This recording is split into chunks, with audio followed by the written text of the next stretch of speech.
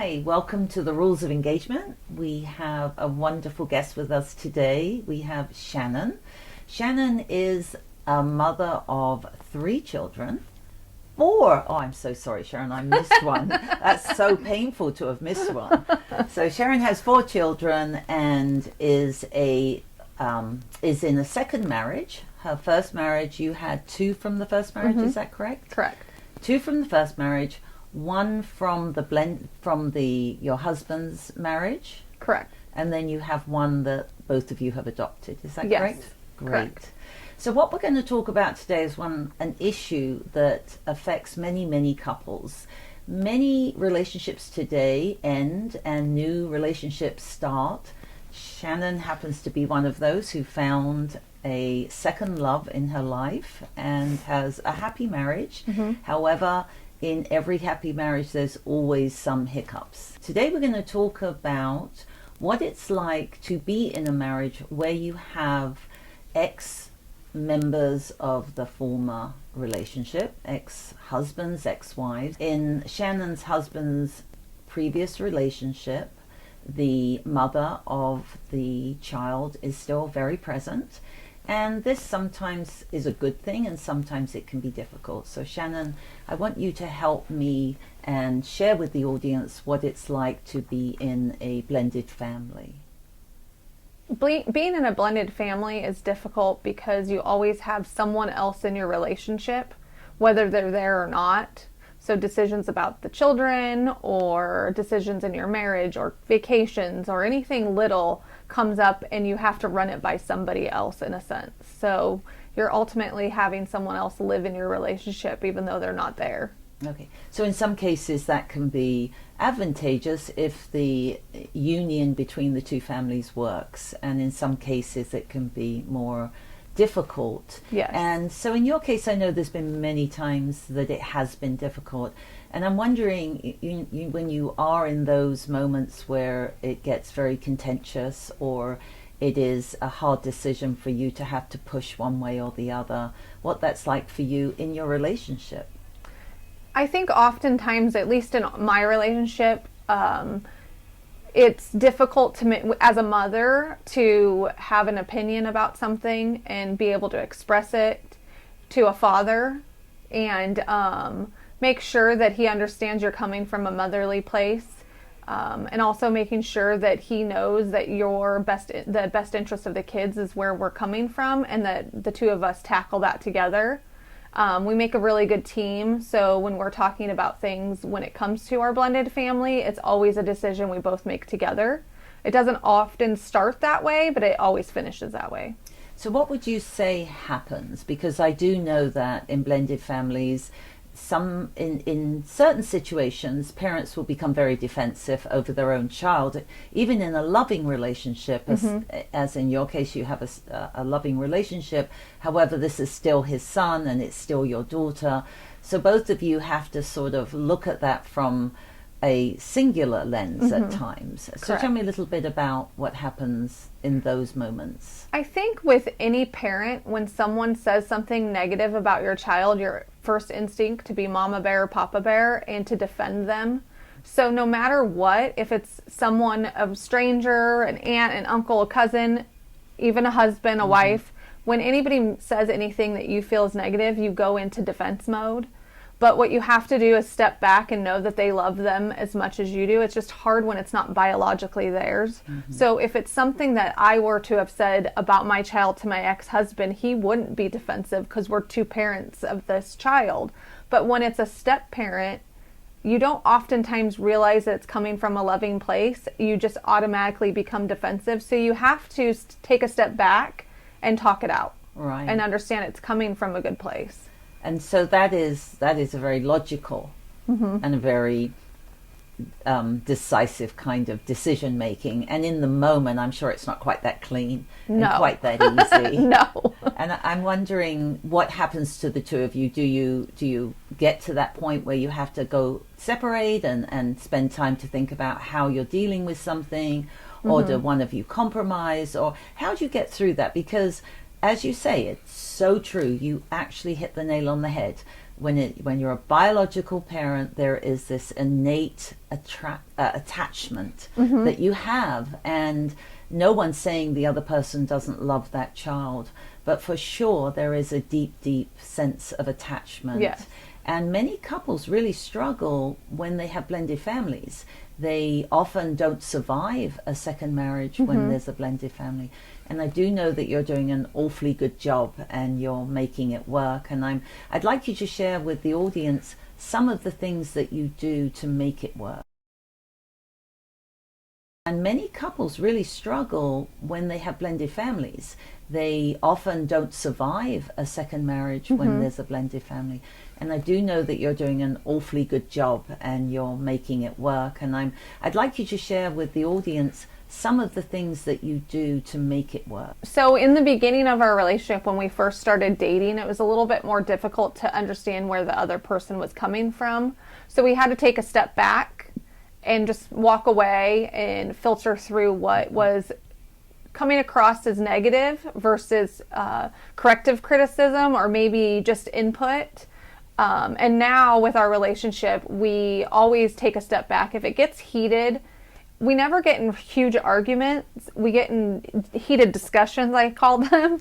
And so what we'll do is we'll walk away and come back and have a heart-to-heart conversation about it to see where the other person is coming from. But oftentimes, if I give my husband a scenario of how I was feeling or the way this looks, then he can better understand it. Instead of attacking him and telling him how he should feel, I give a scenario of how it makes me feel, and he understands my point of view, and then we can have a conversation about it and discuss it, and then the next time it comes up, there's nothing to talk about because we both know where each other's coming from. I love that, because part of the theory I use in couples therapy is an acceptance through tolerance, and you have just described that acceptance through tolerance, where you're able to even feel that sense of trigger that happens when someone's saying something to us, but actually go and listen and then understand it with that acceptance that there's a tolerance that you both have to being different and how you see the family. I think that, again, I believe that you've done a great job, as we've talked about in the past, of working through this and coming to a point where you are co-parenting. We know conflict is a window into your vulnerability. So even though you say you have these disagreements that are contentious and they don't go to a DEFCON 4, because you've been able to decide that this level of interaction is going to work for us to resolve and fix or understand. So that being said, the two of you have really come a long way with that and worked through that. And in this relationship, you still have an ex-husband and an ex-mother. And I'm wondering how that affects your relationship and the kind of ways you have to deal with both of them. Talk from your husband's standpoint, if you can, because you know how he interacts with your children's father, and maybe from your lens of how you have to interact with your son's mother. So I think for my husband, it's hard for him because he sees the dynamics between my ex-husband and his now fiance. And we can go to dinner and we can get together. Our oldest son is in the military. So when he comes for visits, we all go to dinner together or lunch or breakfast. And I think it makes him sad and a little discouraged because he doesn't have that same relationship with his ex. And so it's really hard for him. So I think he's envious of it, and it also frustrates him because he wishes he could do that. He just can't. And for me, I have that relationship with my ex-husband and his new fiance, and we always make our children a priority. So as long as we can all get along and do what's best for the kids, then it all works out. And then when it comes to my husband's ex, it's a very different dynamic. So it's very hard navigating two different worlds all the time. One where you can hang out with the ex and be in the same room and cordial, and then one where you just cannot even be in the same room without conflict or arguments or something coming up, which then puts the kids in the middle. So we have one very well co-parenting relationship, and then one where we have to follow a very true parallel parenting plan, with his ex. So I think it's just discouraging, and I think it makes him sad. And for me, it's extremely frustrating at times. And again, it brings someone else into our relationship that's not invited, eventually. So. Right.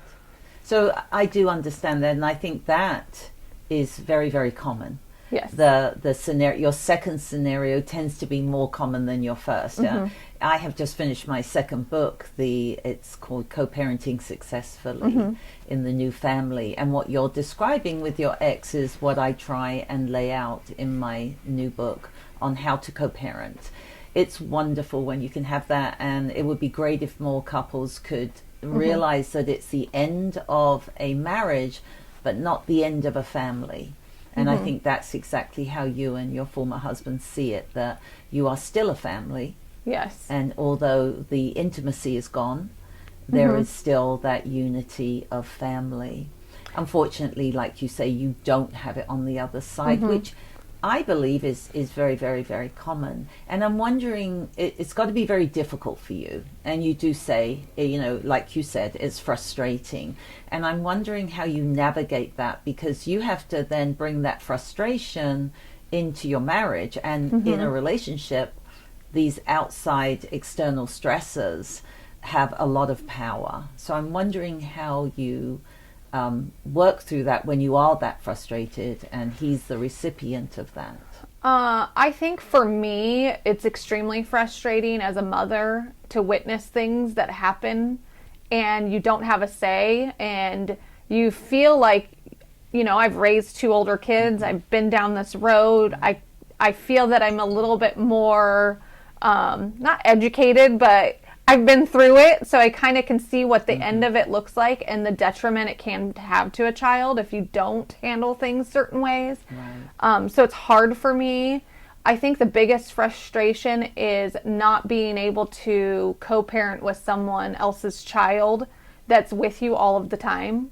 So I'm expected to be a mom when he's with us, but I don't have a say in anything, and my opinion doesn't always matter.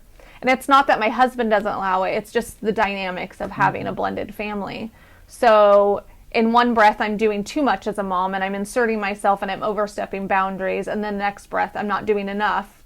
And I need to treat him like he's mine. So I sometimes feel like I'm damned if I do, damned if I don't. Right. So that frustration spills over into our relationship. It's not necessarily anything my husband's doing. It's just the insecurities, the dynamics. So we have to really take a step back and focus on what's beneficial to both of us and focus on our relationship. And sometimes that means I need to go do things by myself, or I need to vent to friends or other stepmoms, or I follow a lot of podcasts and read lots of books and listen to lots of shows and just see that it's not me, it's just the dynamics of a blended family. We have to really take a step back and focus on what's beneficial to both of us and focus on our relationship. And sometimes that means I need to go do things by myself, or I need to vent to friends or other stepmoms, or I follow a lot of podcasts and read lots of books and listen to lots of shows and just see that it's not me, it's just the dynamics of a blended family. So I can tell you I'm extremely proud of you for doing so many things that could build on having a healthy relationship, not only for you and your husband, but also for these children.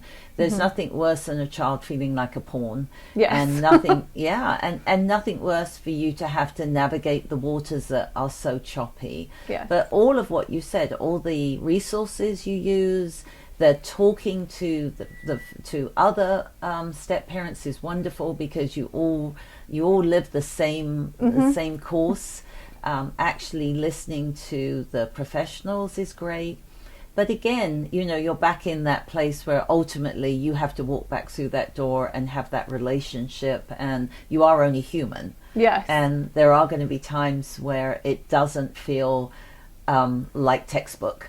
It feels like Shannon. Yeah. And that you feel that you are on the outside looking in. It's not easy at all. I would never recommend anyone dating someone with children. I say that often, and it's not It's not for the weak, that's for sure, because there are so many dynamics in your relationship that come from outside that you can't control. And there are times where you feel like you want to just give up because sometimes, at least in our case, there's always something.